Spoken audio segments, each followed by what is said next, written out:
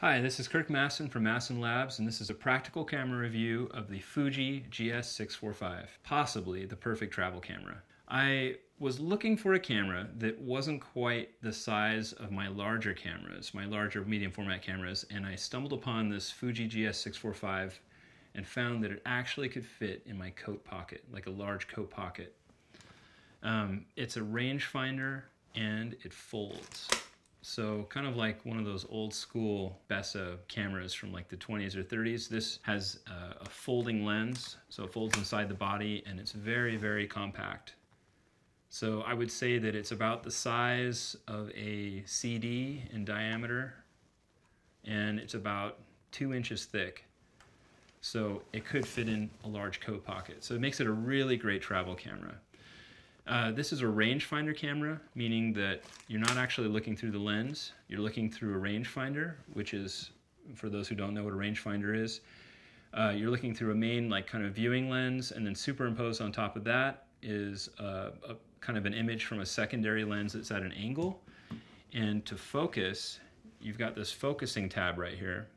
And as you focus, the two images in the middle, there's like a little circle, the two images will align, and whatever is aligned is what's in focus. So the downside to that is that it's not really good for action. You know, this is beyond even manual focus. Like, you've got autofocus, which is super easy, you know, normal SLR focus, so you can see as you're focusing like the whole picture, and then you've got rangefinder. And for the uninitiated, shooting action with the rangefinder is really hard because things are moving closer and farther away all the time, and it's kind of hard to align those things. However, the plus side of it is that you don't hardly need any light to be able to focus. You can focus this thing in low light, you can focus close up, wide open, and know that everything was like perfectly sharp as long as some line within that circle matches up where you want it to focus. So the focusing is very accurate, but it's just tough to focus on something that's moving. This is a good travel camera. You know, you're shooting landscapes, maybe you meet someone, you want to shoot a portrait, you have time to focus with this camera and not worry about them moving. The orientation of the camera is vertical. So when you look through this camera, instead of like a normal 35mm camera where everything is horizontal, so you're looking through like a horizontal triangle, or when you're looking through a horizontal rectangle, you're actually looking through a vertical frame with this camera. So it really lends itself to being a portrait camera. The lens on it is a 75mm 3.4 lens. That doesn't sound like much, but when you're at such a large negative size, a medium format camera, that means a fairly shallow depth of field, and 75mm is almost a 50mm in terms of how much it sees. Like a 50mm lens on a 35mm camera is roughly the same angle of view as this camera. So if you get up close, shoot wide open, it makes incredible portraits, and I've been really, really happy with the portraits it can make.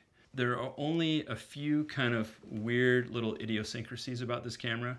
One is that you have to put it to infinity focusing, and you have to make sure that it's fully cocked before you can actually fold the camera back together.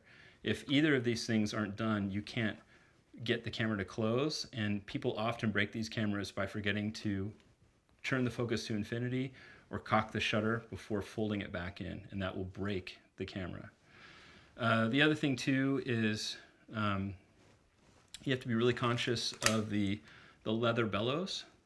So these can crack over time, and if you have even a little pinprick of light going through this leather, it will ruin your photos. So if you're buying one of these on eBay, you have to make sure that whoever is selling it to you, has taken a look maybe with a flashlight through one end in a dark room to really see if any light is like going in through the bellows on any side. They're nearly impossible to repair, the bellows, so you have to get one that's got good bellows. That's really, really important.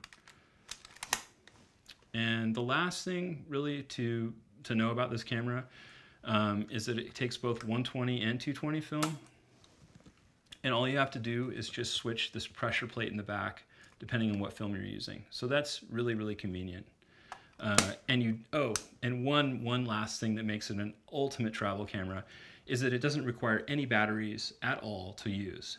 It's got a very basic meter inside that you can use if you have batteries, but if you don't have batteries, you can just use the Sunny 16 rule or F8 and be there and get great pictures even without batteries. So to recap, the Fuji GS645 is an amazing travel camera.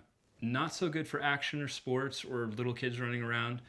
But if you want to take a wonderful film camera on a trip with you and not carry something that's really, really big and get nice big negatives, beautiful negatives with a beautiful, beautiful lens, this is the camera you should look at. You can get them on eBay. They're used. They're about $500 if you're lucky, sometimes a little bit more. And yeah, overall, I'm very, very happy, and I always keep it in my kit, at least as a backup.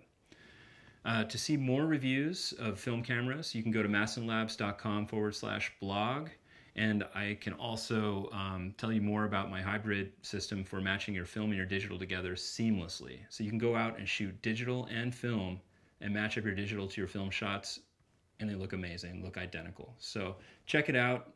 More reviews coming soon. Thanks.